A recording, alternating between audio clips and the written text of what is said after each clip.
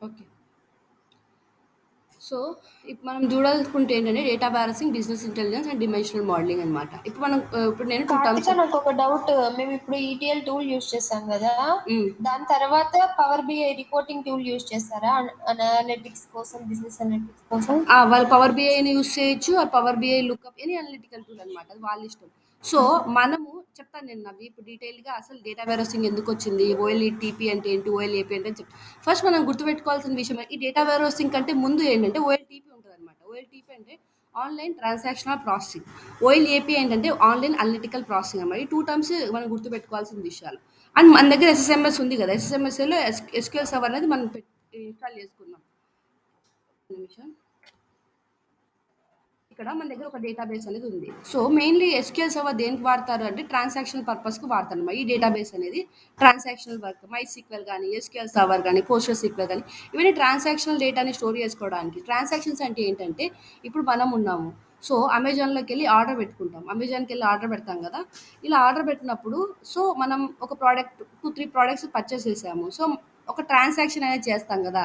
Some అమౌంట్‌కి మనం purchase చేస్తాం ఒక ప్రోడక్ట్.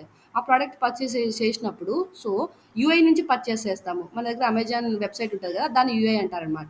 ఆ యూఐకి వెళ్ళి పర్చేస్ చేసినప్పుడు ఈ డేటా అంతా వెళ్ళి ఒక డేటాబేస్లో లోడ్ అవుతుంది. ఆ డేటాబేస్ అనేది ఏదైనా కావచ్చు అనమాట. అది వాళ్ళ ఇష్టం, వాళ్ళ కంపెనీ ఏ డేటాబేస్ అయితే వాడతారో ఆ డేటాబేస్లోకి వెళ్ళి స్టోర్ అవుతుంది అనమాట. సో ఆ డేటాబేస్లోకి వెళ్ళి స్టోర్ అవుతుంది డేటా. సో అది ట్రాన్సాక్షనల్ డేటా. ట్రాన్సాక్షనల్ డేటా నుంచి అండ్ ఇప్పుడు ఒక యూస్ కేస్ చెప్తాను నేను. ఒక బిజినెస్ ఓనర్ ఉన్నారనమాట. సపోజ్ అమెజాన్ అనుకున్నా. అమెజాన్ కంటే ఒక చిన్న మీ మీ కాలేజ్లో మీరు ఒక ఫుడ్ డెలివరీ యాప్ చేశారు. ఫుడ్ డెలివరీ యాప్ చేస్తే అది మీ కాలేజీకి మట్టుకే ఉంటుంది. మీ కాలేజీకి మట్టుకే ఉంటుంది కాబట్టి మీరే బిజినెస్ ఓనర్. సో మీరే మెయింటైన్ చేయగలుగుతారు ఆ ఫుడ్ డెలివరీ యాప్ని. ఎందుకంటే మీ కాలేజ్లో మహా అంటే ఒక 1000 మెంబర్స్ 1000 స్టూడెంట్స్ ఉంటారు. సో దానికి మీకు అనలిటిక్స్ అవసరం లేదు. ఎందుకంటే మీకు తెలుస్తుంది మా డేటా ఒక ఎక్సెల్ షీట్ కానీ ఒక టేబుల్కి వెళ్ళి క్వరీస్ రాసుకొని ఈజీగా గమనించుకోగలుగుతారు ఎన్ని ఆర్డర్స్ వెళ్తున్నాయి. ఓకే, ఈవినింగ్ టైమ్స్ ఏ ఆర్డర్ ఎక్కువ సేల్ అవుతుంది, ఏ ఫుడ్ ఏ ప్రోడక్ట్ ఎక్కువ సేల్ అవుతుంది, మార్నింగ్ టైమ్స్ ఏ సేల్ అవుతుంది, సమ్మర్ సీజన్లో ఏవి ఎక్కువ ఉంటున్నాయి, వింటర్ సీజన్లో ఏవి ఎక్కువ ఉంటున్నాయి. సో వాటి మీద మనం డిస్కౌంట్స్ ఇస్తే ఇంకా ఎక్కువ మనకు కస్టమర్స్ని మనం గెయిన్ చేసుకోవచ్చు కదా. సో ఇలా బిజినెస్ యూస్ కేసుని బట్టి మనము అనలిటిక్స్ ఇవ్వాల్సి ఉంటుంది అనమాట. అంటే వాళ్ళకి కావాల్సిన డేటాను మనం ప్రొడ్యూస్ చేయాల్సి ఉంటుంది.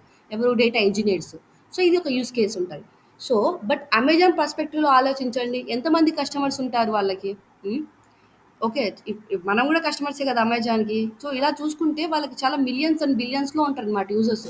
సో, వీళ్ళందరిని ఒక్కరే బిజినెస్ ఓనర్ ఉంటారు గదా! నాకు తెలిసి ఒకరంటే మెయిన్ ఎక్కువ షేర్స్ ఎవరికుంటే వాళ్ళకి.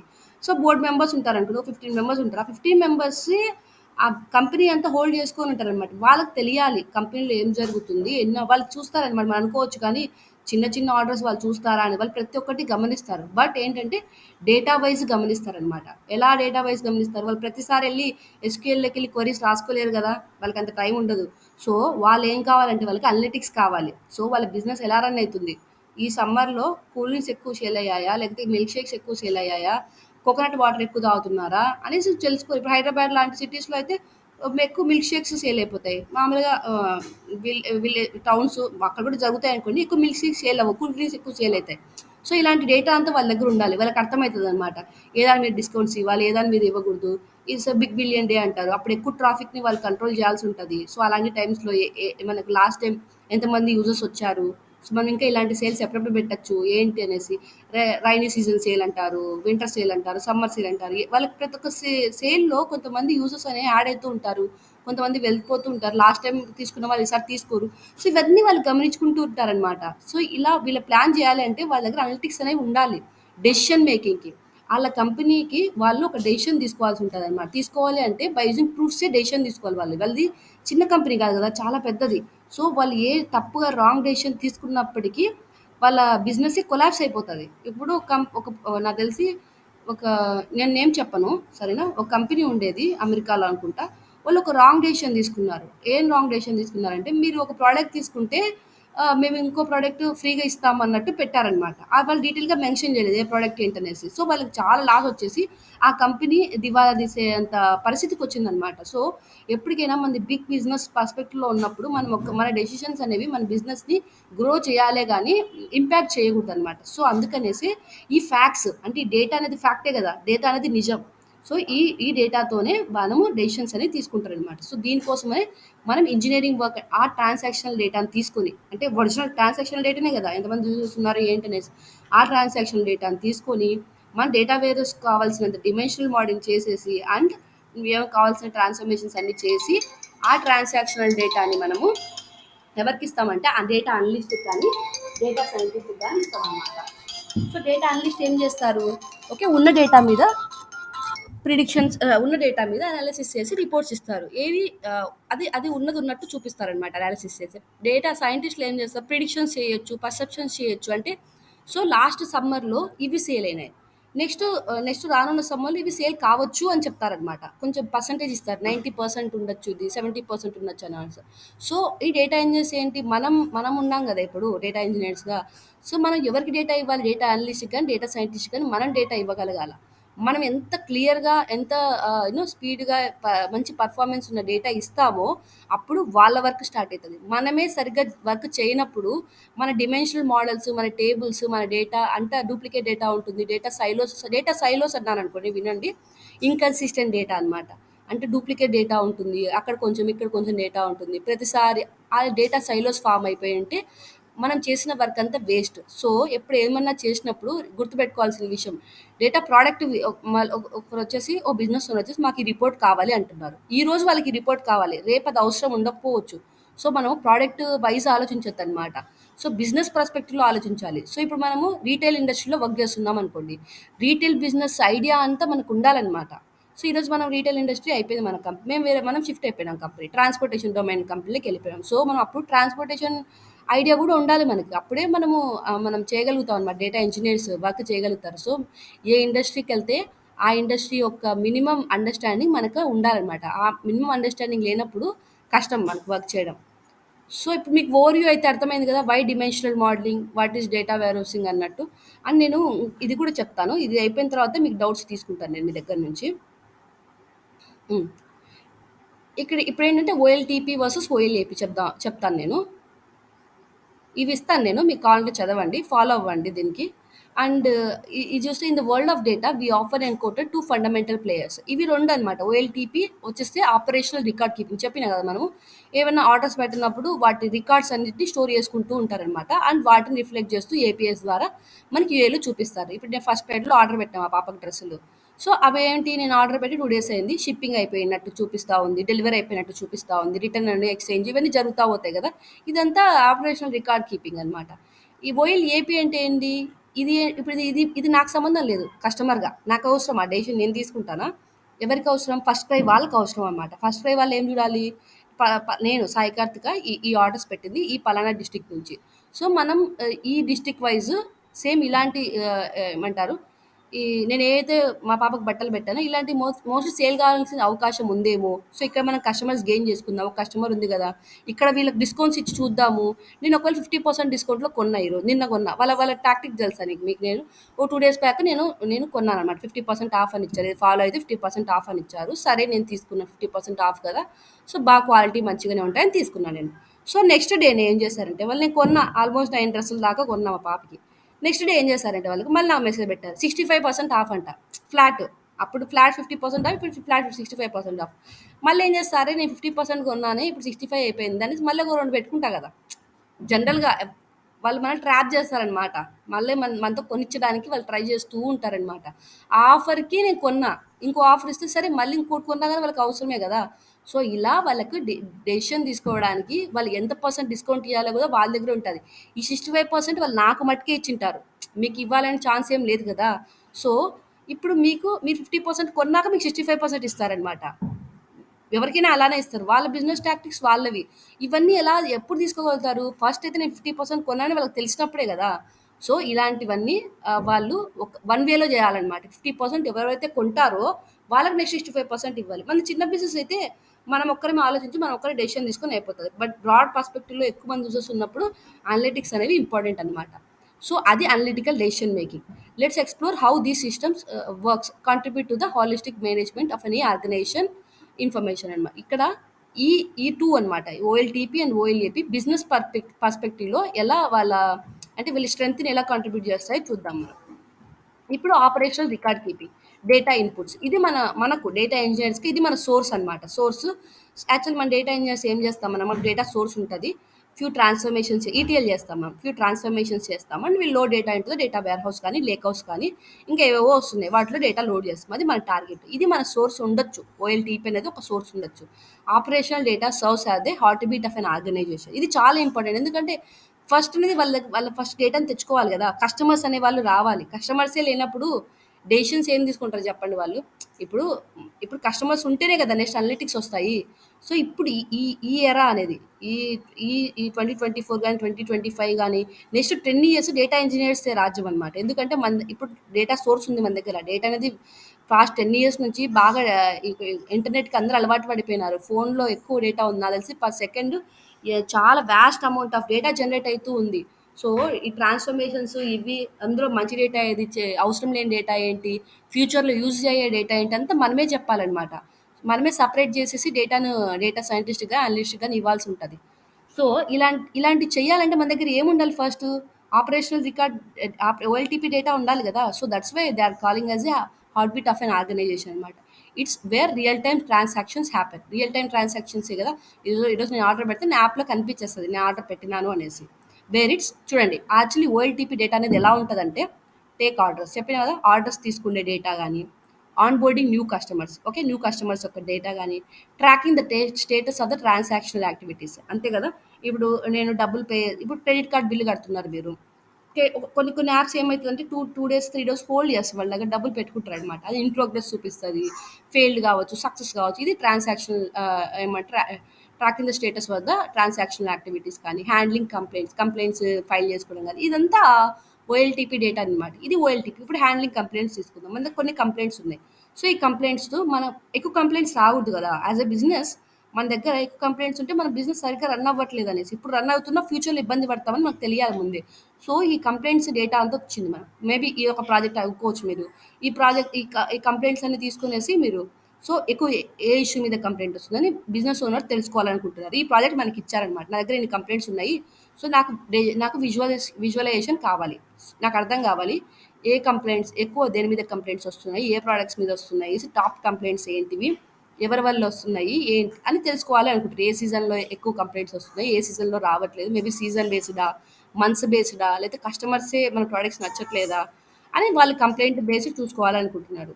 Working in real time. These systems almost always deals with one transaction record at a time అన్నమాట. ఎప్పటికీ ఒక ట్రాన్సాక్షన్‌తోనే ఒక రికార్డే తీసుకుంటదనమాట ఇది. ట్రాన్సాక్షన్ వైస్ జరుగుతది.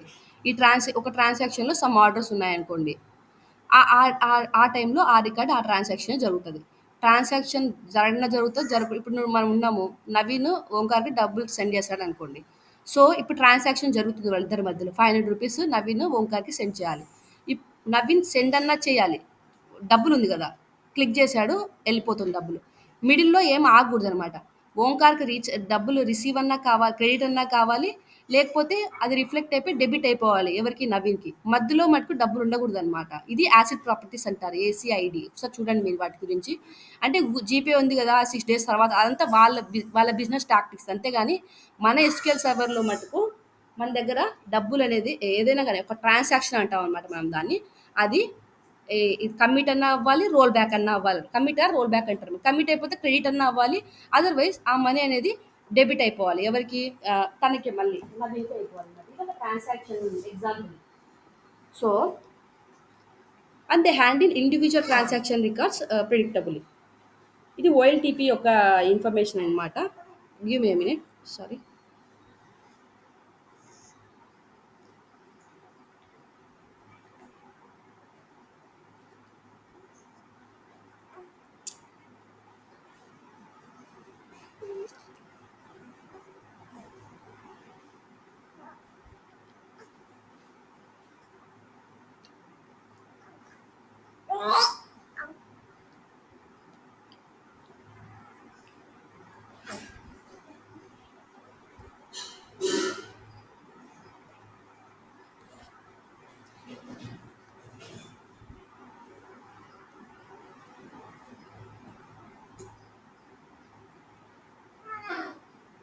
Come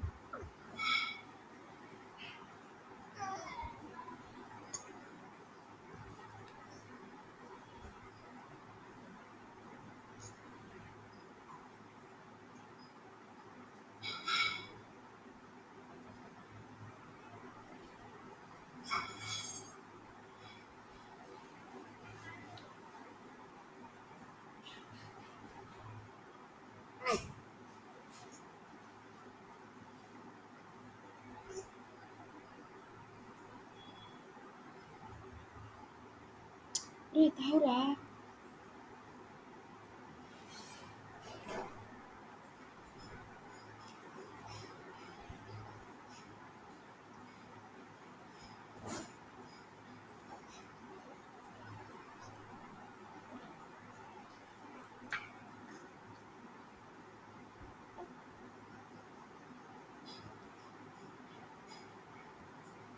sorry guys.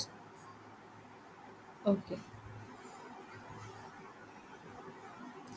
మెయిన్‌లీ ఈ ఓఎల్‌టీపీ ఎక్కడ వస్తదంటే తెలుసు కదా! ట్రాన్సాక్షన్స్ వైస్ మనం డేటాననేది లోడ్ చేసుకుంటూ ఉంటామనమాట. సపోజ్ మన ఆర్డర్ అనేది ప్లేస్ అయిపోయింది. ఆ ఆర్డర్‌ని మనము ఎస్‌క్యూఎల్ సర్వర్ గానీ, మైస్క్యూఎల్ గానీ, ఏ డేటాబేస్ అయినా అవ్వచ్చు. వాళ్ళ బిజినెస్‌కి సంబంధించిన డేటాని వాళ్ళు లోడ్ చేసుకుంటారనమాట.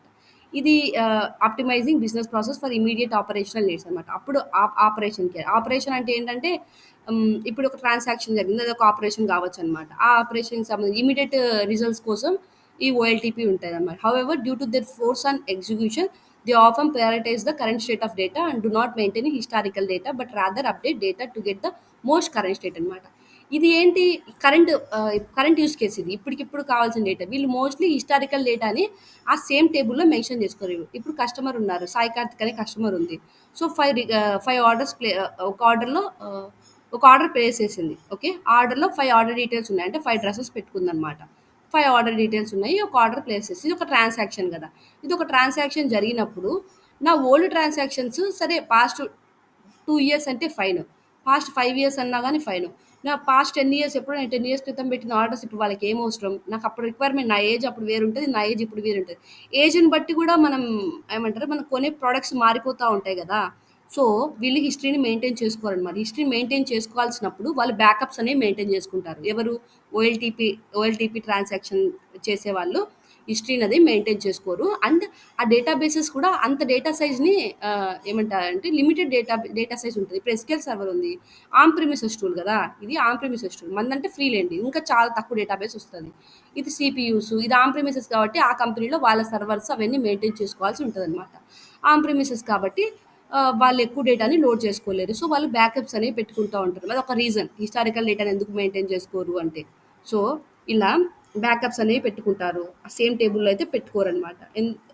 ఎందుకంటే స్లో పర్ఫార్మెన్స్ కూడా అయితది గదా! సేమ్ టేబుల్ ఎక్కువ వాస్ట్ అమౌంట్ ఆఫ్ డేటా ఉన్నప్పుడు ఎస్‌క్యూఎల్ సర్వర్‌కి అంత ప్యారలల్ ప్రాసెసింగ్ గాని, వాటికేమి అంత టెక్నిక్స్ లేవు. ఎక్కువ ఎక్కువ డేటా ఉన్నప్పుడు మల్టిపుల్ జాయింట్స్ రాసి డేటాని ఫెచ్ చేయాలంటే అది ఎక్కువ టైం తీసుకుంటది. సో, హిస్టారికల్ డేటా అనేది వాళ్ళు పెట్టుకోరనమాట. వన్ ట్రాన్సాక్షన్ అంటే మోస్ట్‌లీగా ఒక ట్రాన్సాక్షన్ ఒక రికార్డ్ ఉన్నట్టే చూసుకుంటదనమాట. అండ్ ఇప్పుడు ఇది ఓఎల్టీపీ డేటా. సరేనా? ఇప్పుడు కరెంట్ ప్రెజెంట్ డేటాను మనం ఓఎల్టీపీలో ఉంది. అండ్ ఎలా వస్తది మన ఓఎల్ఏపీకి past 10 years data, 15 years data అంటే నేను ఇందాక చెప్పిన కదా! బ్యాకప్స్ ఉంటాయని అక్కడి నుంచి డేటా అనేది మనకి మూవ్ అయితదనమాట. సో, అనలిటికల్ డేటా అంటే ఏంటంటే in parallel world of analytical decision making users have here analyse the organisational performance by evaluating data. అక్కడ ఆన్‌లైన్ ట్రాన్సాక్షన్ ప్రాసెసింగ్ ఉన్న డేటానే తీసుకొనొచ్చి మనం అనలైజ్ చేసి ఆ ఆర్గనైజేషన్ అంటే ఆ బిజినెస్ యొక్క పర్ఫార్మెన్స్ ఎలా జరుగుతుందో తెలుసుకోవచ్చనమాట. తెలుసుకున్నప్పుడు ఏమైతది మనం అప్పుడు డెసిషన్ అనేది తీసుకుంటాం. మన కంపెనీ లాసెస్‌లో రన్ అయితుందా? ప్రాఫిట్స్‌లో రన్ అయితుందా? లేకపోతే ఏం చేయాలి ఏంటని మనకు అప్పుడే తెలిసిపోతది. OLAP systems are the hub where users access performance, compare data చెప్పినా కదా! పర్ఫార్మెన్స్‌ని యాక్సెస్ చేసుకోవచ్చు. డేటా అనేది కంపేర్ చేసుకోవచ్చు. అంటే లాస్ట్ 2023లో ఎలా ఉండింది మార్కెట్, ఇప్పుడు ఎలా ఉంది market and seeking insights. Insights అంటే ఏంటి లేదండు ఇప్పుడు బార్ చార్ట్స్, పై చార్ట్స్ ఇవి ఉంటాయి. వాటిని ఇన్సైట్స్ అంటారు. ఇంకా చాలా చార్ట్సే ఉంటాయి. Into organisational efficiency where it's analysing అనమాట. ఒక్కొక్క చార్ట్ ఒక ప్రత్యేకత ఉంటదనమాట. Every chart has its own preference అనమాట. మనకి ఏ చార్ట్ కావాలంటే ఆ చార్ట్ ఎవరు వాళ్ళు చూసుకుంటారు అనలిస్ట్‌లు. కానీ మనకు కూడా కొంచెం నాలెడ్జ్ అనేది ఉండాలి. మీకు టైం ఉన్నప్పుడు ఇన్సైట్స్ గురించి కూడా ఒకసారి చూడండి. పై చార్ట్ అంటే ఎలా ఉంటది ఏంటనేసి. ఇప్పుడు మనకి ఎలాంటి డేటా కావాలి మనం ఆన్‌లైన్ డెసిషన్ మేకింగ్‌కి అంటే చూడండి. New orders and comparing them with last months data. చెప్పినా కదా! న్యూ ఆర్డర్స్ ఎన్నొచ్చాయి, లేకపోతే ఓల్డ్ ఆర్డర్స్‌తో కంపేర్ చేయాలన్నా గాని, ఇవన్నీ మనం దేని మీద చేయగలుగుతాం? ఓఎల్ఏపీ మీద చేయగలుగుతాం. ఓఎల్టీపీలో కూడా చేయొచ్చు. బట్ అక్కడ హిస్టారికల్ డేటాని లోడ్ చేయొచ్చు. చేయలేం గదా! ఇప్పుడు నేనేదైనా చేయలేమంటే చేయలేమని గాదనమాట. ఓఎల్టీపీలో గూడా పెట్టుకోవచ్చు డేటాను. బట్ అదంత ఎఫిషియంట్ కాదు. అంత పర్ఫార్మెన్స్ ఇవ్వలేదనమాట. అంత స్పీడ్‌గుండదు. మెయిన్‌గా మనం ఇప్పుడు మీరే ఉన్నారు. ఒక వెబ్‌సైట్‌కెళ్లారు. అమెజాన్‌లో ప్రొడక్ట్ పెడదాం అనుకుంటున్నారు. స్లోగా తిరుగుతా ఉంది. అసలు బ్రౌజ్ అయితా ఉంటే ఎంత చిరాకు చెప్పండి. కస్టమర్స్ అంత ఓపిక ఉంటదా? ఉండదు. సో ఏదైనా కానీ ఫాస్ట్గా ఉండాలి అండ్ పర్ఫార్మెన్స్ ఎక్కువ ఉండాలి, స్పీడ్గా ఉండాలి. అలాంటప్పుడు అందుకనేసి ఓఎల్టీపీలో పెట్టుకోరనమాట అనలిటికల్ ప్రాసెసింగ్కి. మెయిన్లీ డేటా వేరస్, ఎందుకంటే డేటా వేరస్ ఆర్కిటెక్చర్ చెప్పేటప్పుడు చెప్తారనమాట, డేటా బేస్కి డేటా వేర్ హౌస్కి డిఫరెన్స్ ఎందుకు అనలిటికల్ డేటా డేటా వేర్ హౌస్లో పెట్టుకుంటారు, ఎందుకంటే సేమ్ టేబుల్సే కదా అక్కడ క్రియేట్ చేసుకోవచ్చు కదా టేబుల్స్, ఇక్కడ ఎందుకు క్రియేట్ చేయాలి, సేమ్ డేటానే కదా అక్కడ లోడ్ చేసుకోవచ్చు, ఎందుకు చేయాలంటే. సో దీని ఒక ఆర్కిటెక్చర్ వేరు, దాని ఒక ఆర్కిటెక్చర్ వేరు, ఇంటర్నల్ ఆర్కిటెక్చర్ గురించి చెప్తున్నాను నేను. సో ఇది డేటాను ప్రాసెస్ చేసే విధానం, కంప్యూట్ చేసే విధానం వేరు, అది డేటాను కంప్యూట్ చేసే విధానం వేరు. సో అలాంటప్పుడు మనకనేది డేటా ఎక్కువ, ఇప్పుడు new orders and compare them with last months data, last month order అనమాట. ఇక్కడ చాలా జాయిన్స్ ఉంటాయి. సో ఆర్డర్ టేబుల్ ఉంటుంది, కస్టమర్ టేబుల్తో జాయిన్ చేయాలంటుంది, డేట్ టేబుల్తో జాయిన్, 3 జాయిన్స్ వచ్చినాయి ఇక్కడే. సో ఆ ఓఎల్టీపీలో 3 జాయిన్స్ అండ్ ఆ డేటా సైజ్ కూడా తక్కువ ఉంటుంది. హిస్టారికల్ డేటా మీద చేస్తే అది కొంచెం స్లో పర్ఫార్మెన్స్ ఉంటుంది కంపేర్ టు ఓఎల్ఏపీకి. కానీ కొన్ని కంపెనీస్లో కొన్ని డేటాబేసెసే వాడతారు డేటా వేరోస్ బదులు, ఎందుకంటే కాస్ట్ వాళ్ళ అంత ఎక్కువ చిన్న చిన్న ప్రాజెక్ట్స్కి ఎక్కువ ఫండ్స్ ఉండవు అనమాట. ఫండ్స్ లేనప్పుడు సో వాళ్ళు ఆల్టర్నేటివ్గా డేటాబేస్ని చూసిన కొన్ని కంపెనీస్ డేటాబేస్ని ఇంకా వాడుతున్నాయి. ఇంకా కొన్ని కంపెనీస్ అయితే పవర్ బిఐ, ట్యాబ్లు, లుక్ ఇలాంటి పెద్ద బిఐ టూల్స్ వచ్చినప్పటికీ ఇంకా ఎక్సెల్లోనే రిపోర్ట్స్ చూసుకుంటున్నారు. అలాంటి వాళ్ళు కూడా ఉంటారు. ఇంకా మనం ఏదైనా చేయలేమని చెప్పకూడదు అనమాట. ఈ డేటా ఇంజనీరింగ్ కానీ డేటా అనలిస్ట్ చేయొచ్చు, but that is not good వే అని చెప్పాలన్నమాట. ఇప్పటికైనా మీరు ఎవరైనా క్వశ్చన్స్ అడిగినప్పుడు మీరు అది చేయలేము అని చెప్పేయకండి. So it is not good way to do and performance optimisation చేయాల్సి ఉంటుంది అని వేరేగా చెప్పండి అనమాట. ఈ కస్టమర్ సైనప్స్ కానీ count the customer signups after last campaign. లాస్ట్లో మనం ఒక క్యాంపెయిన్ రన్ చేసినాము, దాని తర్వాత ఎంతమంది కస్టమర్స్ యాడ్ అయినా మనం తెలుసుకోవాలనుకుంటున్నాము. ఇలాంటప్పుడు ఓఎల్ఏపీ డేటా కావాల్సి వస్తుంది. What is the customer complaint about and feedback form. Feedback ఫామ్స్ని కస్టమర్ కంప్లైంట్స్ని అనలైజ్ చేయాలనుకుంటున్నాం. అప్పుడు ఇది how many products was sold after the discount or sale period. Okay, ఎన్ని ప్రోడక్ట్స్ సేల్ అయినాయి డిస్కౌంట్ ముందు డిస్కౌంట్ తర్వాత అన్నట్టు అనమాట. ఇదేంటంటే OLAP users require detailed and comprehensive data to provide insights for constantly changing questions అనమాట. ఇప్పుడు క్వశ్చన్స్ అనేవి ఈ రోజు ఈ క్వశ్చన్స్ ఉన్నాయి, రేపు బిజినెస్ ఓనర్కి వేరే క్వశ్చన్స్ ఉండొచ్చు. క్వశ్చన్స్ని బట్టి మనం డిమెన్షనల్ మోడలింగ్ ఎప్పటికీ చేయొద్దన్నమాట. మనం బిజినెస్ పర్స్పెక్టివ్లో డిమెన్షనల్ మోడలింగ్, ఇక్కడ డిమెన్షనల్ మోడలింగ్ అంటున్నానంటే టేబుల్సే అనమాట. టేబుల్స్ని ఎలా క్రియేట్ చేయాలి అంటే ఏ కాలమ్స్ పెట్టాలి, ఎన్ని టేబుల్స్ క్రియేట్ చేయాలి అంటారనమాట డిమెన్షనల్ మోడలింగ్. ఆ టేబుల్స్ ఎలా చేయాలని మాట్లాడుతున్నాను నేను, ఏంటో అనుకోకండి డిమెన్షనల్ మోడలింగ్ అంటే. సో మనము డిమెన్షనల్ మోడలింగ్ బిజినెస్ పర్స్పెక్టివ్లో చేయాలి, కానీ ఈరోజు బిజినెస్ ఓనర్స్కున్న క్వశ్చన్ బేస్ చేసుకొని చేయకూడదు అనమాట. కానీ బిజినెస్ ఓనర్స్ ఎలా అడుగుతారంటే ఈ రోజు అయితే నాకు ఇవే ఉన్నాయి వీటి మీద చేస్తే చాలంటారు, కానీ మనం యాజ్ ఎ డేటా ఇంజనీర్ ఎప్పటికైనా క్వశ్చన్స్ వైజ్ వెళ్ళకూడదు అనమాట. సో బిజినెస్ పరంగా బిజినెస్ మీద నాలెడ్జ్ తెచ్చుకొని డిమెన్షనల్ మోడలింగ్ చేయాల్సి ఉంటుంది. Data warehouse users almost never work అనే సింగిల్ ట్రాన్సాక్షన్ అట్ టైం. ఒక్క ట్రాన్సాక్షన్ మీద వర్క్ చేయాలి, మనం మల్టిపుల్ ట్రాన్సాక్షన్ మీద వర్క్ చేసి అప్పుడు డేటా అనేది తీసుకుని అనలిటికల్ పర్పస్కి చూపిస్తాం అనమాట డేటాని. Unlike OLTP, OLAP systems are optimised for high performance queries. చెప్పిన high performance queries capable of processing vast amounts of data to provide complex questions అనమాట. ఇవన్నీ క్వశ్చన్సే కదా, ఈ కాంప్లెక్స్ క్వశ్చన్స్కి మల్టిపుల్ జాయిన్స్ ఉన్న క్వరీస్ని అండ్ దాన్ని ఫైన్ ట్యూన్ చేసి పర్ఫార్మెన్స్ అనేది ఈజీగా తీసుకురావడానికి ఈ ఓఎల్ఏపీ సిస్టమ్. ఇప్పుడు ఓఎల్ఏపీ సిస్టమ్ అంటున్నారంటే ఎగ్జాంపుల్ ఏంటంటే డేటా వేర్ హౌసే. ఓకే, డేటా వేర్ హౌసే ఓఎల్ఏపీ సిస్టమ్ ఎగ్జాంపుల్. ఈ కాంప్లెక్స్ క్వశ్చన్స్కి ఆన్సర్ చేయడానికి అనేసి high optimised analytical processing system ఏదైనా ఉందంటే డేటా వేర్ హౌస్ ఉంది. Moreover these systems prioritise historical concept. ఇక్కడైతే హిస్టారికల్ డేటా అనేది కంపల్సరీ ఉండాలి. హిస్టారికల్ డేటా ఉంటేనే కదా మనం ఇన్సైట్స్ క్లియర్గా చూపించగలుగుతాము అండ్ డెసిషన్ అనేది క్విక్గా తీసుకోగలుగుతాము. It is good to have past 10 years data, past 5 years data, at least 2 years data అన్నా ఉండాలి మన అనలిటిక్స్ చేయాలంటే. ఏ కంపెనీ ఇప్పుడు స్టార్టప్ వచ్చింది, వాళ్ళు పెట్టి 1-2 months అయింది, మాకు అనలిటిక్స్ కావాలంటే వాళ్ళకి అనలిటిక్స్ చేసి లేవన్నమాట. 2 months 3 monthsకి ఏం చేసిస్తాం అనలిటిక్స్. కొన్ని ఇయర్స్ డేటా అన్నా ఉంటే వాళ్ళకి అనలిటిక్స్ రావడానికి స్కోప్ వస్తుంది అనమాట. Bridging the gap. ఇవి 2 డిఫరెంట్ లేయర్స్. అది మంచిది, ఇది చెడ్డది మనం చెప్పం. అది దాని బిజినెస్ పర్పస్ వేరు, దీని బిజినెస్ పర్పస్ వేరనమాట. So distinct purposes within an organisation.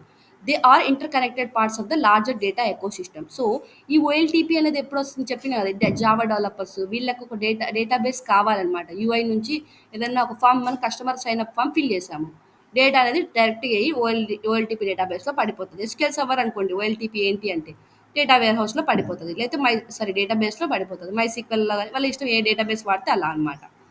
OLAP అంటే డెసిషన్ మేకింగ్ అనలిటికల్ ప్రాసెసింగ్ కోసం యూస్ చేస్తారు.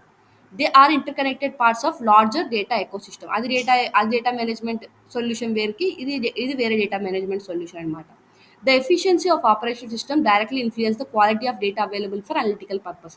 ఎంత ఎఫిషియెంట్గా మనకు ఆపరేషనల్ సిస్టమ్ డేటా ఉంటుందో అంత క్వాలిటీ ఆఫ్ డేటా మన దగ్గర అనలిటికల్ ప్రాసెసింగ్లో ఉంటుంది అనమాట. Bridging this gap requires strategic approach ensuring the smooth transition of data from everyday operations to actionable insights. ఇక్కడ మన టార్గెట్ ఏంటి? ఎవ్రీడే ఆపరేషన్స్ నుంచి ఆ యాక్షనబుల్ ఇన్సైట్స్కి మనం తీసుకురావాలి డేటా ఇంజనీర్స్ అనే వాళ్ళు. ఇప్పుడు ఇప్పుడు ఇక్కడ నుంచి ఇక్కడికి రావాలి అంటే మనం మధ్యలో కొంచెం వర్క్ చేయాల్సి ఉంటుంది కదా. ఆ వర్క్ చేయడానికి కొన్ని అయితే మనం గుర్తుపెట్టుకోవాల్సిన విషయాలు ఉంటాయి. Balancing act for organisation excellence అనేసి.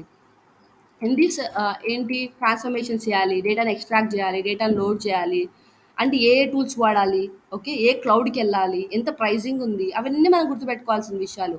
మన దగ్గర ఎంత డేటా ఉంది, ఈ రోజు గురించి ఆలోచించకూడదు. మనం నెక్స్ట్ 10 years వరకు అలా. ఇప్పుడు మన డేటా ఇంజనీర్స్ అంత ప్యాకేజ్ ఉంటుంది, ఓకే. మనకే అంత ప్యాకేజ్ ఇస్తున్నారు అంటే వాళ్ళు రీసోర్సెస్ మీద ఎంత స్పెండ్ చేస్తారు. డేటా ఫ్యాక్టరీ ఉంది, డేటా ఫ్యాక్టరీ చాలా కాస్ట్లీ, డేటా బ్రిక్స్ అనేది ఇంకా కాస్ట్లీ, డేటా వేర్ హౌస్ అయితే చెప్పనక్కర్లేదు, ఇంకా కాస్ట్లీ. ఇంత డబ్బులు స్పెండ్ చేస్తున్నారు, సమ్ క్రోర్స్ స్పెండ్ చేస్తున్నారు. అయినా కానీ మీకు విషయం తెలుసా, చాలా డేటా 40% సక్సెస్ అవుతున్నాయి డేటా ఇంజనీరింగ్ ప్రాజెక్ట్స్, 60% ఫెయిల్ అవుతున్నాయి. ఎందుకంటే మంచి డేటా ఇంజనీర్స్ లేరు. అంటే అంటే డేటా ఇంజనీర్స్ మీద నేను అనట్లేదు, బట్ బిజినెస్ యూస్ కేస్ కూడా సరిగ్గా ఉండదు కొన్నిసార్లు. మనం చెప్పింది వాళ్ళు వినరనమాట. మనం కదా టెక్నికల్ పర్సన్స్, మనం చెప్తాం, వాళ్ళు ఎప్పటికీ ప్రోడక్ట్ మైండ్ సెట్తోనే ఆలోచిస్తారు, ఫ్యూచర్ గురించి ఆలోచించారు. కొంతమంది, అందరూ అనట్లేదు, బ్రాడ్ పర్స్పెక్టివ్ ఉన్న డేటా ఇంజనీరింగ్ ప్రాజెక్ట్స్ సక్సెస్ అవుతాయి, లేకపోతే మధ్యలోనే చాలా ప్రాజెక్ట్స్ ఆగిపోతాయి అన్నమాట. సో ఇది conclusion. In this organisation data both OLAP and OLTP play vital role. OLTP maintains the rhymes of daily operations while OLAP orchestrates a harmonious medley of insights. తెలిసింది కదా, పైన చెప్పింది ఇక్కడ అంతా ఉంది. ఏమైనా డౌట్స్ ఉన్నాయా మీకు ఇక్కడ? ఎవ్రీవన్, హలో, నవ్య, జ్యోతి, నవీన్, సత్య, ఓంకార్. అంతా థియరీ క్లాసే కదా సార్ ప్రాక్టికల్? ఇది నెక్స్ట్ 2 weeks థియరీ క్లాసే ఉంటుంది, మీరు జాగ్రత్తగా వినాలి. థియరీ ఇది వింటే కానీ మీరు డేటా మోడలింగ్ చేయలేరనమాట. అవునా? జ్యోతి, ఏం లేదు. ఎందుకు ఇది చెప్తున్నాను నేను అంటే, థియరీ బోర్ కొట్టచ్చు మీకు, కానీ నేను చెప్తాను, ఒక చూపిస్తాను. కామర్స్ యూజ్ చేయరా?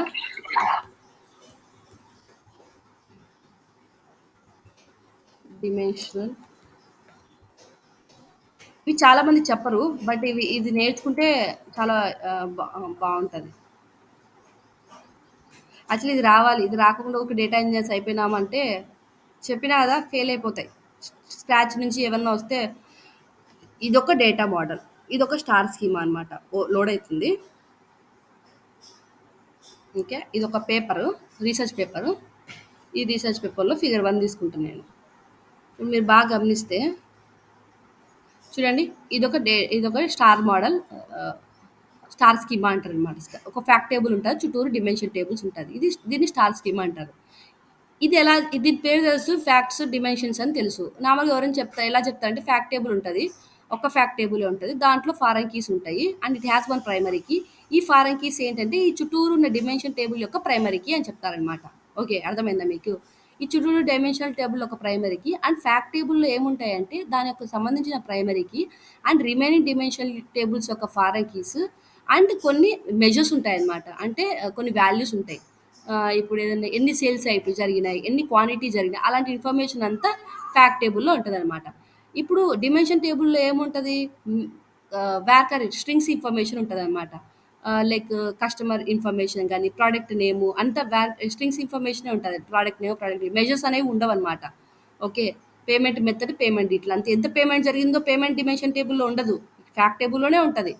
Okay, and time dimension, date dimension. So ఇలా డిమెన్షన్ టేబుల్స్లో ఓన్లీ క్యారెక్టర్ ఇన్ఫర్మేషనే ఉంటుంది, అండ్ ఫ్యాక్ట్ టేబుల్లో measures and foreign keys and primary key ఉంటాయి. ఇది ఒక డేటా మోడల్, ఇలా చెప్పి వదిలేయచ్చు. బట్ నేనేమంటున్నానంటే, మీరు మనకు టైం ఉంది, ఇంకా ఒక 2-3 months దాకా టైం ఉంది. సో మనం ఇది నేర్చుకున్నాం, ఒక స్క్రాచ్ నుండి ఒక ప్రోడక్ట్ ఇచ్చారు. సో వాళ్ళేమంటున్నారంటే, మా దగ్గర ట్రాన్సాక్షనల్ డేటా ఉంది. మాదొక ఈ-కామర్స్ కంపెనీ అంటున్నారు. మీరు ఆ డేటాకి ఆ టేబుల్ వాళ్ళ దగ్గర ఆల్మోస్ట్ 200, 300 టేబుల్స్ ఉంటాయి. 200, 300 టేబుల్స్‌ని మీరు ఇట్లా ఒక 5, 6 టేబుల్స్‌లోకి తీసుకురావాలి. ఏది ఇంపార్టెంటు, ఏది ఇంపార్టెంట్ కాదు, అసలు ఏ టేబుల్ పెట్టుకోవాలి, ట్రాన్సాక్షనల్ టేబుల్‌లో ఏం పెట్టాలి, డిమెన్షనల్ టేబుల్ మీకేమీ ఐడియా ఉండదు. చేయలేరనమాట.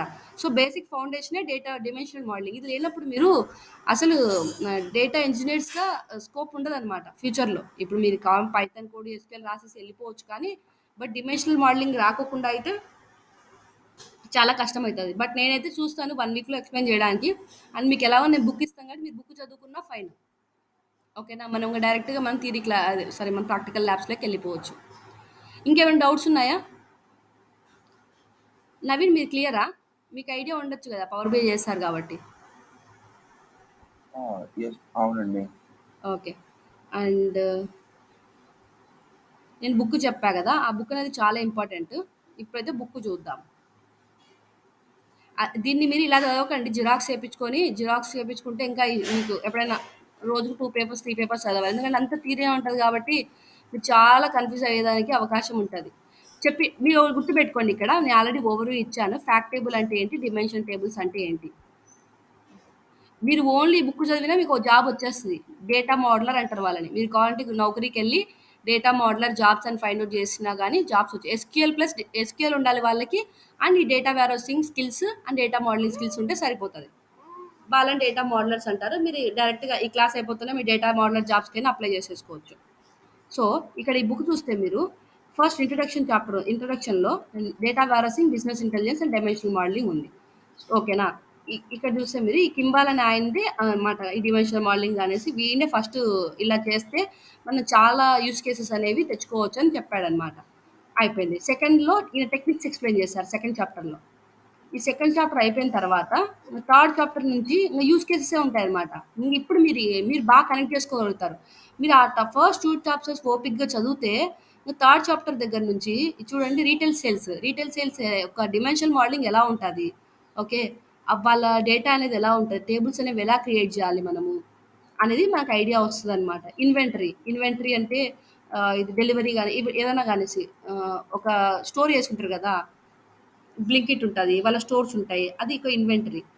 వాళ్ళ డేటా అనేది ఎలా ఉంటుంది, ప్రొక్యూర్మెంట్ వాళ్ళ డేటా అనేది ఎలా ఉంటుంది, ఇన్సూరెన్స్, అకౌంటింగ్ వాళ్ళ డేటా ఎలా ఉంటుంది, దానికి డిమెన్షన్ మోడలింగ్ ఎలా చేయాలి.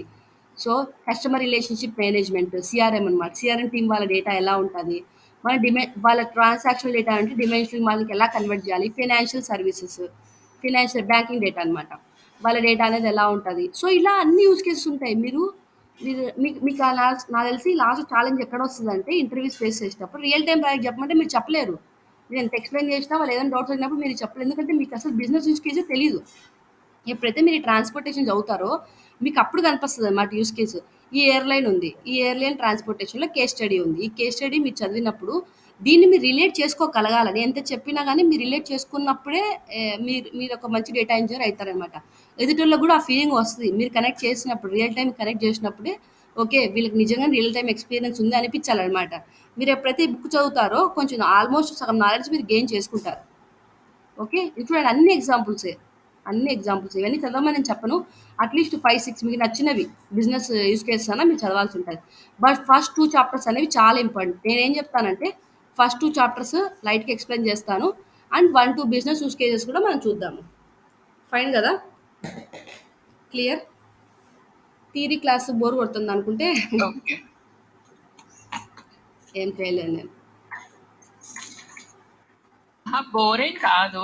నిన్ను కూడా బానే అంటుంది, ఉంది. బట్ కొంతమంది అనుకోవచ్చు. లేకపోతే ఇలా క్లాస్ కొంచెం చెప్తూ రోజుకి ఒక ఎస్క్యూఎల్ ప్రాబ్లమ్ ఎవరికన్నా ఇచ్చి సాల్వ్ చేయండి అలా చెప్పామనుకో. ఎస్క్యూఎల్ అనేది రోజు నేను కొన్ని తీసుకొని వస్తాను ఇంటర్వ్యూ క్వశ్చన్స్. ఓకేనా? రోజుకి 1-2 చాలు.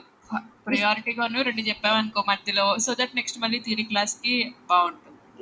మన టైం సరిపోదు అలా అయితే. బట్ అయితే రోజు ఇంటర్వ్యూ నేను ఎక్సర్సైజ్లో యాడ్ చేస్తాను, నేను ఎక్స్ప్లెయిన్ చేస్తాను ఆ క్వరీని. అండ్ మీరు దాన్ని ప్రాక్టీస్ చేసి అయితే చూడాలి. ఫస్ట్ మెయిన్ అయితే ఎస్క్యూఎల్ ఇంపార్టెంట్ డేటా ఇంజనీర్కి.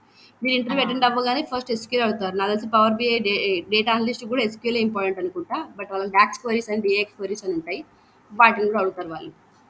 సో ఇప్పుడు నేను యాక్చువల్లీ ఓవర్వ్యూ అంతా ఇచ్చేసిన. ఇప్పుడు చూడండి. యాక్చువల్ డేటా వేర్హౌసింగ్ ఎందుకొచ్చింది? బిజినెస్ ఇంటెలిజెన్స్ ఎందుకొచ్చింది? ఆల్మోస్ట్ నేను బ్రీఫ్ ఇంట్రడక్షన్ ఇచ్చిన. బట్ ఈ కింబాల్ ఇన్ ఫస్ట్ ఎడిషన్ ఎప్పుడైతే పబ్లిష్ చేశారో, వీళ్ళు యాక్చువల్లీ గమనించారన్నమాట. 1996లో డేటా అనేది ఉంది. కొంచెం పెద్ద పెద్ద కంపెనీస్ దగ్గర అంటే అప్పుడు ఇంటర్నెట్టే పెద్దగా లేదు. బట్ ఉన్న వాళ్ళ దగ్గర కొంచెం డేటా అనేది ఉండింది. పేపర్‌లోంచి వాళ్ళ డేటాబేస్‌లోకి లోడ్ చేసేవాళ్ళు. సో, అప్పుడే వాళ్ళకు చూసారన్నమాట. అనలిటిక్స్‌కి యూజ్ కేస్ నెక్స్ట్ డెవలప్ అయితది అనేసన్నమాట. అప్పటినుంచి వీళ్ళు డేటా వేర్‌హౌసింగ్ డిజైన్ ఎలా ఉంటది, ఏంటి అనేసి ఈ డిమెన్షనల్ మోడల్‌ని క్రియేట్ చేశారు. అది ఫస్ట్ ఎడిషన్ బుక్. ఇప్పుడు మనం చదివేది థర్డ్ ఎడిషన్ బుక్ అంటే రీసెంట్ బుక్ అనమాట. 2013 నుంచి ఈ బుక్కే ఉంది. ఇది డిమెన్షనల్ మోడలింగ్ బుక్ అనమాట. ఓకే. ఈ లార్జ్ కార్పొరేట్ కంపెనీస్ ఉంటాయి కదా! వాళ్ళకి ఈ పవర్ బిఐ ఈ రిపోర్ట్స్, డాష్‌బోర్డ్స్ కానీ, రిపోర్ట్స్ కానీ చాలా అవసరం ఉంటుందన్నమాట. ఇప్పుడు మీరు కార్ తీసుకోండి. బెంజ్ కార్ ఉంది.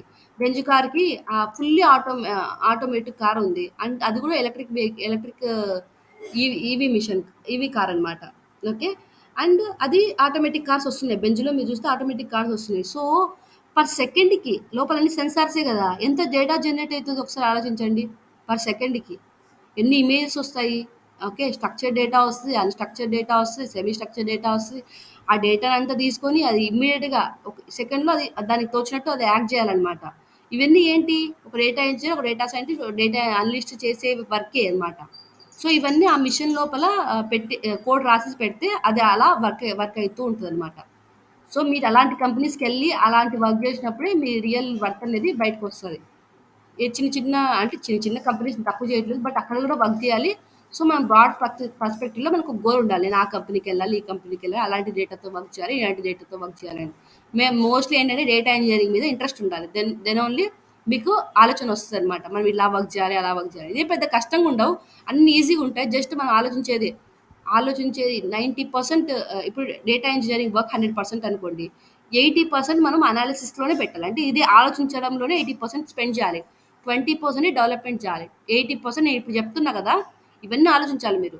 సో, మనం ఫ్యాక్ట్ టేబుల్‌గా ఏది పెట్టాలి? డిమెన్షన్ టేబుల్స్ ఏవి వాడాలి? సరే, ఈరోజు ఈయనకి 4 బిజినెస్ యూజ్ కేసెస్ ఉన్నాయి. రేపు ఇంకా 10 యూజ్ కేసెస్ కావచ్చు. సో, మనం ఎలా క్రియేట్ చేయాలి? ఏంటి? డేటా ప్రొడక్టివ్‌లో ఆలోచించొద్దనమాట. బిజినెస్ ఓనర్‌గా ఆలోచించాలి మనం. అదే ఎక్కువ 80% మనం అనాలిసిస్‌లోనే స్పెండ్ చేయాలి. 20% క్వెరీ చేయాలి, డెవలప్‌మెంట్ చేయాలి. హరీబరీగా అందరూ ఏం చేస్తారంటే 80% డెవలప్‌మెంట్ చేసి 20% ఆలోచిస్తారు. చాలా ఇష్యూస్ వచ్చేస్తాయి మనం వర్క్ చేసేటప్పుడు. అలా ఉండకూడదనమాట. ఈ బుక్ అంతా చూడండి ఒకసారి. మనం హ్మ్.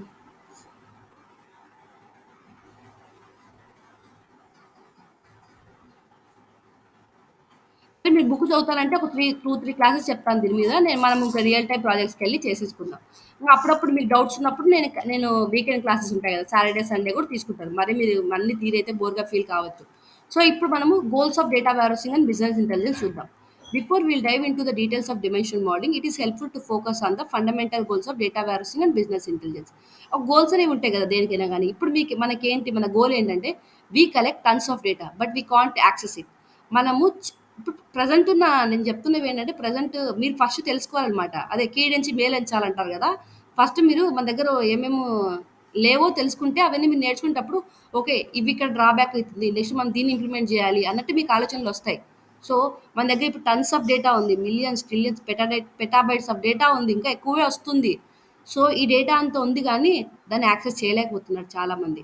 యాక్సెస్ చేసినప్పటికీ దాన్ని యూజ్ చేసుకోలేకపోతున్నారు. Okay. We need to dice the data every which way. అంటే మనం ఏ వేలో ఆలోచించాలి, ఆ డేటాని ఎలా తీసుకురావాలి బయటికి అంటే తేవడం కాదు, ప్రోడక్ట్‌గా బయటికి తీసుకురావాలి. ఇప్పుడు మన దగ్గర ఎంప్లాయీ ఇన్ఫర్మేషన్ ఉంది. ఓకే. ఎంప్లాయీ ఇన్ఫర్మేషన్ ఉంది. ఆ ఎంప్లాయీ అనేవాళ్ళు ఎంప్లాయీస్ జాయిన్ అవుతున్నారు కంపెనీకి, వెళ్ళిపోతున్నారు. ఎక్కువ మంది వెళ్ళిపోతున్నారు. ఎందుకో రీజన్ తెలియట్లే. మనం హైక్స్ బాగానే ఇస్తున్నాము. బట్ ఎందుకో వెళ్ళిపోతున్నారు. సో, అప్పుడు మనకు బిజినెస్ ఓనర్‌కి ఒక డౌట్ రావచ్చు. ఎందుకు మన కంపెనీ నుంచి ఎంప్లాయీస్ వెళ్ళిపోతున్నారు? సో, డేటా ఉందనుకోండి మన దగ్గర అనలిటిక్స్ చేసి చూపించొచ్చు. సో, మనమే ఆ యూజ్ కేస్‌ని బిల్డ్ చేసేసి, ఆ యూజ్ కేస్ నుంచి ఆన్సర్ తీసుకొచ్చి విజువలైజ్‌గా చూపించాలనమాట. Maybe this reason. మన దగ్గర క్యాంటీన్‌లో ఫుడ్ బాగాలేదు. లేతే ఏదైనా రీజన్స్ ఉంటాయి గదా! సో, ఆ రీజన్స్ అన్ని చార్ట్‌లో కనిపించేస్తాయన్నమాట. హైక్స్ ఈసారి తక్కువ వచ్చాయి compare to other corporate companies అన్నట్టు. లేకపోతే మన ఆఫీస్ టైమింగ్స్ సరిగ్గా లేవు. నైట్ షిఫ్ట్స్‌లు ఎక్కువ వస్తున్నాయి. మెయిన్‌లీ నైట్ షిఫ్ట్ ఎంప్లాయీసే రిజైన్ చేస్తున్నారు. ఈ షిఫ్ట్ ఎంప్లాయీస్ రిజైన్ చేయట్లేదు. ఇలాంటివన్నీ మనకు అర్థమైతాయన్నమాట. Business people needs to get at the data easily. మనం ఓకే డేటా ఏం చేస్తాం, టేబుల్లో చూసిన డేటా అర్థమవుతుంది, ఎక్సెల్ ఫైల్లో చూసినా అర్థమవుతుంది, సిఎస్విలో ఆర్కి పార్కెట్ ఫైల్లో చూసినా అర్థమవుతుంది. బట్ బిజినెస్ పీపుల్ ఎవరు, వాళ్ళకి ఏ నాలెడ్జ్ ఉండదు. ఓకే, వాళ్ళు ఒక పేపర్లో చూసినా ఒక వాళ్ళకి అర్థం కాదనమాట data. Vast amount of data ఉన్నప్పుడు వాళ్ళ డెసిషన్స్ అంతగా ఈజీగా యాక్సెస్ చేసుకోలేరు. అది ఒక పై చార్ట్లో ఉంది. ఆ పై చార్ట్లో ఇప్పుడు పై చార్ట్ తెలుసు కదా మీకు, రౌండ్గా ఉంటుంది, సమ్ కలర్స్ ఉంటాయి, ఒక కేక్ లాగా ఉంటుంది, కేక్ లాగా ఉంటుంది, కట్ చేసినట్టు ఉంటుంది అనమాట. ఆ పై చార్ట్ని చూపిస్తాం, పై చార్ట్ని.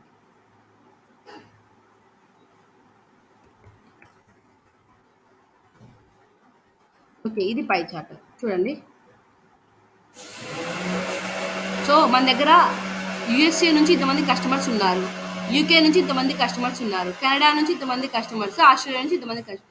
ఇది చూస్తే బిజినెస్ నీకు ఎంత క్లియర్గా అర్థమవుతుంది, instead of seeing it in table కదా కదా. సో ఇలా ఇన్సైట్స్ అనేవి చూపిస్తే బిజినెస్ ఓనర్కి ఈజీగా ఉంటుంది అనమాట. ఇది లేదు ప్రజెంట్ ఉన్న కొన్ని యూస్ కేసెస్కి. సో మనం ఇది క్రియేట్ చేసి ఇవ్వాలన్నమాట వాళ్ళకి.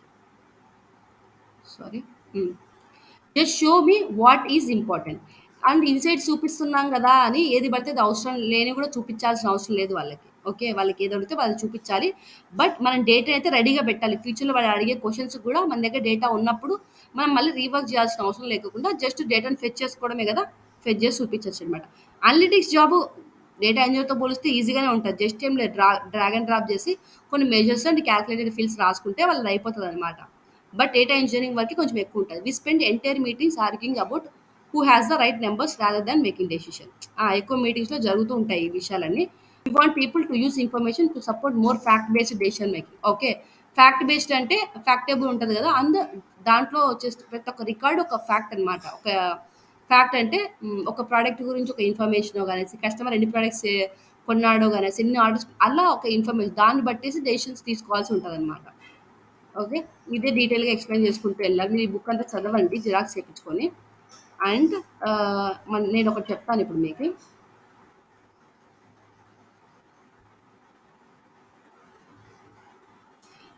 ఇప్పుడు మనం ఇవ్వాల్సింది ఏంటి data, high quality, relevant and accessible information అనమాట. ఇవి ఇంపార్టెంట్. మీరు ఇంటర్వ్యూలో ఇలాంటి వర్డ్స్ అని యూస్ చేయాలి, అప్పుడే మీకు నిజంగా రియల్ టైం ఉందని వాళ్ళకి అర్థమవుతుంది. Okay, every time I'm interested to deliver high quality, relevant and accessible data to the business owners అని చెప్పాలి.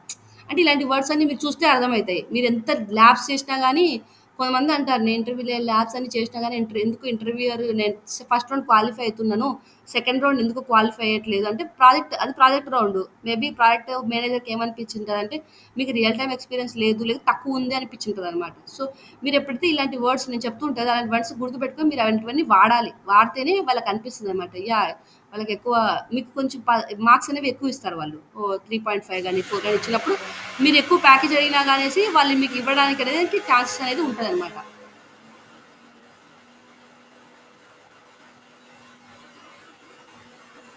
ఇది కూడా important. Deliver data that's understandable to the business owners, deliver fast query performance. Okay, మనకు తెలుసు కదా, fast query performance ఇవ్వడానికి మనం చాలా ట్రై చేస్తాం. మంచి డిమెన్షనల్ మోడలింగ్ మనం ఫైండ్ అవుట్ చేస్తాం. అండ్ ఇది ఒకసారి చూడండి మీరు, 3NF డిమెన్షనల్ మోడల్స్ అనేది. 3NF అంటే నార్మలైజేషన్ అంటే ఇప్పుడు ఏంటంటే ఒక టేబుల్ ఉంది, రీజన్, ఒక టేబుల్ ఉందన్నమాట, అది రీజన్ టేబుల్. ఆ రీజన్ టేబుల్లో కస్టమర్ యొక్క రీజన్ ఉంది, కస్టమర్ సాయి కార్తిక, నా రీజన్ వచ్చేసి ఆంధ్రప్రదేశ్ కడప డిస్టిక్ అనుకోండి. సో ఇది నార్మల్ టేబుల్, డిమెన్షన్ టేబుల్. దాన్ని నేను నార్మలైజ్ చేయాలనుకుంటా అంటే నా కంట్రీ టేబుల్లో పెడతాను, నా స్టేట్ టేబుల్లో పెడతాను. అంటే ఇక్కడ ఏంటంటే మల్టిపుల్ టేబుల్స్గా డివైడ్ చేశాను. ఓకే, మల్టిపుల్ టేబుల్స్గా నార్మలైజ్ అంటారు అనమాట. ఆ వర్డ్ నార్మలైజ్ అనే వర్డ్ గుర్తుపెట్టుకోండి. హైరారికల్ అని నార్మలైజ్ చేశాను అనమాట. అది నార్మలైజ్. 3NF ఒకసారి చూడండి, అది నేర్చుకోవాల్సిన అవసరం అయితే లేదు మనమైతే ఇప్పుడు, బట్ ఎందుకు తెలుసుకోవాల్సిన అవసరం అయితే ఉంది. స్టార్ స్కీమా వర్సెస్ మనం ఓఎల్ఏపి క్యూబ్స్తో అయితే వర్క్ చేయము. ఇదేంటంటే డేటా అనాలిసిస్ సర్వీస్ అనమాట. అనాలిసిస్ సర్వీస్లో ఓఎల్ఏపి క్యూబ్స్ వాడతారు. మనం స్టార్ స్కీమా, స్నోఫ్లేక్ స్కీమా తెలుసుకుంటే సరిపోతుంది. ఓఎల్ఏపి క్యూబ్స్ కూడా ఉంటాయి, బట్ అవైతే మనమైతే వాడము. అండ్ ఇక్కడ ఏంటంటే డేటా వేర్ హౌస్కి, పవర్ బిఐకి మధ్యలో ఇప్పుడు మన దగ్గర వ్యాస్ట్ అమౌంట్ ఆఫ్ డేటా ఉందనుకోండి, పవర్ బిఐ కూడా కొన్నిసార్లు స్లోగా పర్ఫార్మెన్స్ ఇస్తుంది. అలాంటప్పుడు మధ్యలో ఇంకో టూల్ వస్తుంది, దాన్ని అనాలిసిస్ సర్వీస్ అంటారనమాట. ఆ క్లౌడ్లోకి వెళ్తే అజూర్ అనాలిసిస్ సర్వీస్ అని ఒక సర్వీస్ ఉంటుంది. అందులో ఏంటంటే ప్రీడిఫైన్డ్గా డేటా మోడలింగ్ చేసి మెజర్స్ అన్ని క్యాలిక్యులేట్ చేసి పెట్టి ఉంటారు. దాన్ని మనం పవర్ బిఐ కనెక్ట్ చేస్తాం. అప్పుడు పవర్ బిఐ సోర్స్ ఏమవుతుందంటే అజూర్ అనాలిసిస్ సర్వీస్ అవుతుంది, not Azure SQL data warehouse అనమాట. ఆన్ ప్రిమిసెస్లో అయితే ఎస్ఎస్ఏఎస్ అంటారు అనమాట, ఎస్క్యూఎల్ సర్వర్ అనాలిసిస్ సర్వీస్ అంటారు అనమాట. అది ఒకటే, బట్ ఇదైతే కొంచెం ప్రైస్ తక్కువ, అయితే ప్రైస్ ఎక్కువ. సో ఇవి టూ వచ్చేసి అనాలిసిస్ సర్వీసెస్. అనాలిసిస్ సర్వీసెస్ అర్థమైందా మీకు? ఈ అనాలిసిస్ సర్వీస్ ఎస్ఎస్ఏఎస్లో ఓఎల్ఏపి క్యూబ్స్ ఉంటాయి, టేబులర్ ఫార్మాట్స్ ఉంటాయి. అబ్జూర్ అనాలిసిస్ సర్వీస్లో ఓన్లీ టేబులర్ ఫార్మాట్లోనే ఉంటుంది అనమాట డేటా. మనం ఓఎల్ఏపి క్యూబ్స్ అజూర్లో వాడాం. మనం ఓన్లీ క్లౌడ్ ఫోకస్ చేస్తున్నాం కాబట్టి ఈ ఓఎల్ఏపి క్యూబ్స్ గురించి మీకు అర్థం కాకపోతే వదిలేయండి, ఎక్కువ టెన్షన్ పడకండి దాని గురించి ఎక్కువ నేర్చుకోవాలి. ఇది ఒక స్టార్ స్కీమా ఎందుకంటారంటే ఒక ఫ్యాక్ట్ టేబుల్ ఉంటుంది, దీని డిమెన్షన్ టేబుల్స్ ఉంటాయి కదా. డిమెన్షన్ టేబుల్స్ యొక్క ప్రైమరీ కీ అనేది ఈ ఫ్యాక్ట్ టేబుల్స్లో ఫారెన్ కీస్ అనమాట. అలా రిలేషన్ అనేది ఈచ్ డిమెన్షన్ టేబుల్కి ఫ్యాక్ట్ టేబుల్కి ఉంటుంది అనమాట. ఇలా ఇది ఓఎల్ఏపి క్యూబ్, నేనేం చెప్పను దీని గురించి. ఓకే,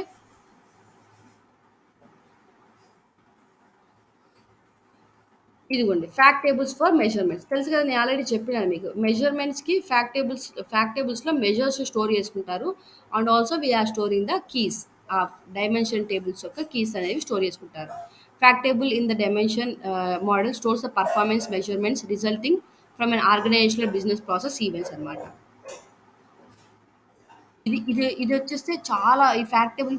ఇప్పుడు సపోజ్ మనం ఒక రీటైల్ ఇండస్ట్రీకి ఫోకస్ చేస్తున్నాము, అన్ని డిమెన్షన్ టేబుల్స్లో ఎంత డేటా ఉంటుందో ఫ్యాక్ట్లో చాలా ఎక్కువ డేటా ఉంటుంది అనమాట. ఫ్యాక్ట్ టేబుల్ని మనం ఎప్పుడే కానీ అప్డేట్ కానీ డిలీట్ కానీ ఏం చేయము, ఎప్పుడు డేటా అనేది ఇన్సర్ట్ జరుగుతూనే ఉంటుంది. ఓకే, అవి ఫ్యాక్ట్స్ కదా, స్టోర్ చేసుకుంటూనే ఉంటాం అనమాట. ఇది ఎప్పటికైనా ఫ్యాక్ట్ టేబుల్ డేటా అనేది చాలా ఎక్కువ ఉంటుంది. 18 మిలియన్, 19 మిలియన్, 20 మిలియన్, కొన్నిసార్లు 100 మిలియన్ అయినా ఉండొచ్చు అనమాట. బిజినెస్ని బట్టి ఎన్ని కాలమ్స్ అయినా ఉండొచ్చు, 100 కాలమ్స్ ఉండొచ్చు, 200 కాలమ్స్ ఉండొచ్చు, మనం చెప్పలేము అనమాట. బేస్ని బట్టేసి ఉంటుంది. గ్రాన్యులారిటీ అంటారు, నేను దీని గురించి మళ్ళీ చెప్తాను మీకు. ఇది ఒక యూస్ కేసు. ఓకేనా, ఇది ఆలోచించండి మీరు. బార్ కోడ్ స్కాన్, మనం కొన్ని ప్రోడక్ట్స్ కొన్నాము, షాప్కి వెళ్ళాం, మాల్కి వెళ్ళాము, మనము 2 సోప్స్ కొన్నాము అనుకోండి, సోప్స్, షాంపూస్, సర్ఫ్ ప్యాకెట్స్ కొనుక్కున్నాం. వీళ్ళు స్కాన్ చేస్తున్నారు. సో ఇది ఓఎల్టీపీ డేటా కదా, ఒక టేబుల్ ఇన్ఫర్మేషన్ వేసుకున్నారు. ఇప్పుడు మన దగ్గరకు వస్తే ఫ్యాక్ట్ టేబుల్గా ఎలా మారాలి, ఇది ఒక యూస్ కేస్ కదా బిజినెస్. ఫ్యాక్ట్ టేబుల్ ఇది ఎలా మారుతుంది చూడండి. ట్రాన్స్లేట్ టు డేట్, ఏ డేట్లో ఆ స్కాన్ జరిగింది, ఏ ప్రోడక్ట్స్ కొన్నారు, ఏ స్టోర్లో కొన్నారు, ఏ ప్రమోషన్ ఏమైనా ఇచ్చారా, కస్టమర్ ఇన్ఫర్మేషన్ కస్టమర్ టేబుల్లో ఉంటుంది కదా. కస్టమర్ ఇన్ఫర్మేషన్ ఏంటి, క్లర్క్ అది చేసిన వాళ్ళ పేరు కూడా, ఎందుకంటే కొన్నిసార్లు మిస్కాల్కులేషన్ జరిగినప్పుడు వాళ్ళకి అడగాలి కదా, ఏ క్లర్క్ అది బార్కోడ్ స్కాన్ చేశాడు అనేసి. ట్రాన్సాక్షన్ ఐడి అండ్ సేల్స్, ఎంత పర్చేజ్ అయింది, ఎన్ని డాలర్స్లో కొన్నారు, ఎన్ని యూనిట్స్ కొన్నారు. ఇదొక retail sales fact table. Okay, ఇవన్నీ ఫారెన్ కీస్ అంటారు కదా, ఇవన్నీ బిజినెస్ ఏమంటే డిమెన్షన్ టేబుల్స్ యొక్క ఫారెన్ కీస్. ఇప్పుడు అర్థమైందా నేను చెప్పాలనుకున్నవి మీకు? Business process management events translate into fact tables.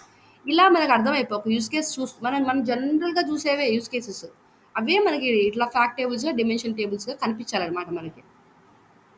ఇది అర్థమైందా మీకు use case? Everyone please reply. Hello Satya, Navya, Karthika. Jyothi, నీకు అర్థమైందా? అయింది. నవీన్ మీకు మీకు ఇదంతా ఆల్రెడీ వచ్చి ఉండొచ్చు. నవ్య, ఓకే ఫైన్. సో ఇలా బిజినెస్ ప్రాసెస్ని బట్టి మన fact tables and dimension tables అనేవి ఉంటాయన్నమాట. ఓకే, అండ్ నేను ఒక చిన్నది, ఇది వచ్చేసి నేను చెప్పిన పైన ప్రోడక్ట్ కీ ఉంది, దానికి సంబంధించిన ప్రోడక్ట్ టేబుల్ ఏంటి ఇది చూడండి. మీరు చూస్తే డిస్క్రిప్టివ్ ఇన్ఫర్మేషనే ఉంటుంది. నాకు వేర్ క్యాస్టింగ్స్ అన్నా కదా, అంటే క్యారెక్టర్ బేస్డ్ డిస్క్రిప్టివ్ ఇన్ఫర్మేషన్ ఉంటుంది. అక్కడ చూస్తే మీరు product total and product quantities ఉన్నాయి, అవి రెండు న్యూమరిక్స్ అనమాట. న్యూమరిక్స్ అని కాదు, ఫ్యాక్ట్స్ అని, అవి మెజర్స్ అంటారు అనమాట వాటి. ఈ ప్రోడక్ట్ టేబుల్ ఏముంది, ప్రోడక్ట్ కీ, ఇది న్యాచురల్ కీ. ఈ న్యాచురల్ కీకి ప్రైమరీ కీకి డిఫరెన్స్ ఏంటంటే, ఈ న్యాచురల్ కీ అనేది ట్రాన్సాక్షనల్ ప్రాసెసింగ్ నుంచి వచ్చిన కీ. ఇప్పుడు కస్టమర్ ఎంప్లాయీ ఐడి ఉంది, నేను ఒక కంపెనీలో వర్క్ చేస్తున్నా, నా ఎంప్లాయీ ఐడి 1 2 3 అనుకో. సేమ్ తీసుకొచ్చిన డేటా వేరసింగ్లో 1 2 3 ప్రైమరీ కీగా వాడను అనమాట.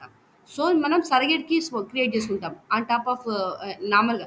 సరగేట్ కీ ఏంటంటే ఐడెంటిటీ కాలమ్స్. సత్యం నువ్వు మన అడిగి ఆటో ఇంక్రిమెంటల్ కీస్ అంటారు కదా, ఇక్కడ ఆటో ఇంక్రిమెంటల్ కీసే ప్రైమరీ కీస్.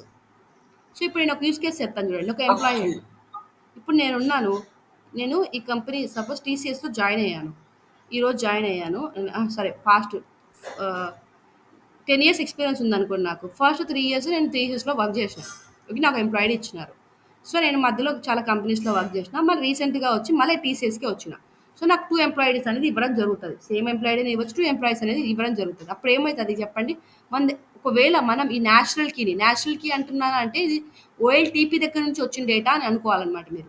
ఈ నేషనల్ కీని ప్రైమరీ కీగా తీసుకున్నప్పుడు ఏమైతదంటే ఓకే. Same employee. నేను సేమ్ నా నా కస్టమర్ డీటెయిల్స్ ఒకటే గదా! అసలు ఎంప్లాయీ డీటెయిల్స్ ఒకటే గదా! But key వేరనమాట. సో, అలా అది మిస్‌లీడ్ అయ్యేదానికి ఛాన్స్ ఉంటది. హైర్ డేట్ ఒకటి డిఫరెంట్ ఉంటది నాకి. హైర్ డేట్ ఒకటి డిఫరెంట్ ఉంటది. రిమైనింగ్ అంతా సేమ్ ఉంటాయి. ఎంప్లాయీ సైడ్‌లో కంపెనీని బట్టి మారొచ్చనమాట. సో, ఎప్పుడైతే ఎంప్లాయీ కీ అని ఒక కీ ఉంటది. అదేంటి identity column, auto incremental key. మన సింటాక్స్ చెప్తాను నీకు ఎలా రాయాలి నేననేసి. ఆటో ఇంక్రిమెంటల్ కీ ఏంటంటే వేరు ఉండొచ్చు. దీనికి సంబంధం లేదు. బిజినెస్‌కి ఈ ప్రైమరీ కీస్‌కి సంబంధం ఉండదనమాట. ఇవి ఆటో ఇంక్రిమెంటల్ కీస్. ప్రతి ఒక్క రికార్డ్‌కి ఒక యూనిక్ వాల్యూ అనేది ఉంటదనమాట. సో, ఇదొక ప్రైమరీ కీ. ఇది national key coming from the OLTP layer. Product description, brand name, category name, department name, package type, size ఇవన్నీ చూస్తే మీరు మనకు లేబుల్స్‌లో అనమాట. ఇప్పుడు మనము ఒక ఇన్సర్ట్ చేద్దాం అనుకుంటున్నాం. ఏంటి? డిపార్ట్మెంట్ వైస్ ఎన్ని ప్రొడక్ట్స్ సేల్ అయినాయో కావాలి మనకు. సో, మీరు labels X axis, Y axis ఏస్తున్నాం. సో, ఇక్కడ డిపార్ట్మెంట్ నేమ్స్ వస్తాయి. ఇక్కడ ప్రొడక్ట్ ఇన్ఫర్మేషన్ వస్తది. అండ్ ఇక్కడ వచ్చే వాల్యూస్ ఉంటాయి గదా! అవి ఫ్యాక్ట్ నుంచి వస్తాయన్నమాట. ఇది లేబుల్స్. లేబుల్స్‌కి కావాల్సిన డేటా అంతా ప్రొడక్ట్ డిమెన్షన్‌లో ఉంటదన్నమాట. ప్రతి ఒక్క డిమెన్షన్‌లో లేబుల్స్‌కి కావాల్సిన డేటానే ఉంటది. సో, ఇది డిమెన్షన్ యొక్క డిస్క్రిప్షన్. చూడండి. బ్రాండ్ నేము, కేటగిరీ. సో, ఇది ఫ్యాక్ట్ టేబుల్. ఇవన్నీ డిమెన్షన్ టేబుల్స్. ఒక రిపోర్ట్ చేద్దాం చూడండి. ఇది సేల్స్ ఫ్యాక్ట్ టేబుల్. ఇది డిమెన్షన్ టేబుల్. ఇది ప్రొడక్ట్ డిమెన్షన్. ఇది స్టోర్ డిమెన్షన్ అన్నమాట. ఇప్పుడు మనకు క్వెషన్ ఉంది. ఏంటి? ఈ బ్రాండ్‌లో ఓకే. ఈ బ్రాండ్‌లో ఈ మంత్, ఈ ఇయర్‌లో, ఈ డిస్ట్రిక్ట్‌లో ఎంత మనకు ఎంత సేల్స్ డాలర్స్ వచ్చాయన్నమాట. ఎంత డబ్బులొచ్చిందని క్వెషన్ అన్నమాట. ఎంత అమౌంట్ ఆఫ్ డబ్బులొచ్చిందని. సో, ఇది మన క్వెరీ అన్నమాట. Sales activity for June 2023. June 2023లో సేల్స్ యాక్టివిటీ ఎంత? ఎంత సమ్ వచ్చింది మనకు అనేది. డిస్ట్రిక్ట్ వైస్ కావాలన్నా కదా నేను. డిస్ట్రిక్ట్స్ వచ్చాయండి. Districts. And brand name wise కావాలన్నా కదా. ఈ డిస్ట్రిక్ట్ సేమ్ డిస్ట్రిక్ట్‌లో 2 బ్రాండ్స్ ఉన్నాయి మన దగ్గర. సో, 2 బ్రాండ్స్ వచ్చాయి.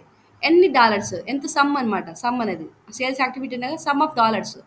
20 2035 ఒకటి, 707 ఒకటి.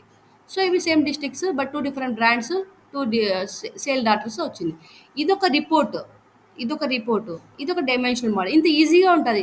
సో, ఫస్ట్ ఒక డిమెన్షనల్ మోడలింగ్ క్లియర్‌గా ఉంటే దాని నుంచి వచ్చే ప్రొడక్ట్ ఇదొక డేటా ప్రొడక్టే కదా! ఒక యాక్టివిటీ. ఒక ఇన్‌సైటే కదా! సో, ఇదంతా క్లియర్‌గా వస్తదనమాట. మన డిమెన్షనల్ మోడలింగే క్లియర్‌గా లేనప్పుడు డూప్లికేట్ డేటా రావడం ఇలా జరుగుతా ఉంటదనమాట. ఇది అర్థమైందా మీకు? ఒక చిన్న యూజ్ కేస్ ఫార్మ్ అయిపోయింది. ఈ fact table and dimension tables నుంచి.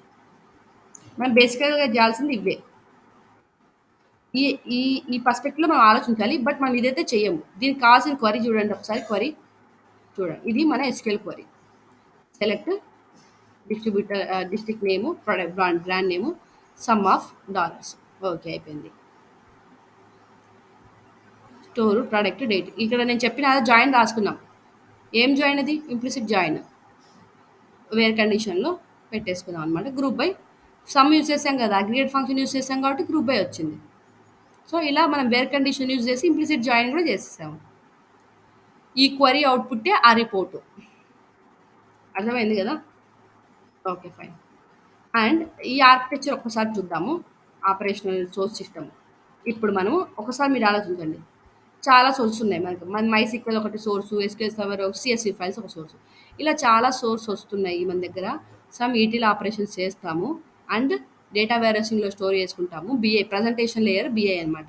బీఐకి పంపిస్తాం అనమాట. బీఐలో అనలిటికల్స్ చూపిస్తాము. ఇదొక ఆర్కిటెక్చర్. ఇది core elements of Kimball data warehouse and BI architecture. తెలుసు కదా! సోర్సెస్ ఉంటాయి. ETL tools and data warehousing tools, BI tools. Extract, transform, unload అనమాట. ఇది మనం డీటెయిల్‌గా మనం ఏడీఎఫ్ చెప్పేటప్పుడు చెప్పుకుందాము.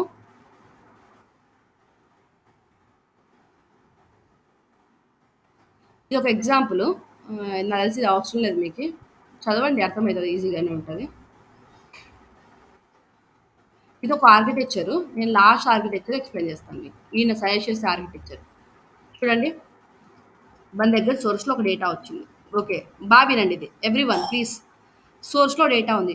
అవి మల్టిపుల్ సోర్స్. ఇక్కడైతే 3 సోర్సెస్ ఉన్నాయి. SQL server, MySQL, CSV files అనుకోండి. ఈ డిఫరెంట్ సోర్స్లో ఉన్న డేటాని మనము ఎక్స్ట్రాక్ట్ చేస్తున్నాం. ఇక్కడ ఎక్స్ట్రాక్ట్ చేసి కావాలంటే ట్రాన్స్ఫార్మ్ చేయొచ్చు, లేకపోతే డైరెక్ట్ లోడ్ చేస్తాం. ఇక్కడ నుంచి లోడ్ చేయొచ్చు. ఈ డేటా లేక్లోకి కానీ డేటా వేరస్లోకి కానీ లోడ్ చేయొచ్చు. ఇక్కడైతే డేటా వేరస్లో చేస్తున్నారు. డేటా వేరస్లో నార్మల్గా రా డేటాని లోడ్ చేస్తున్నాం.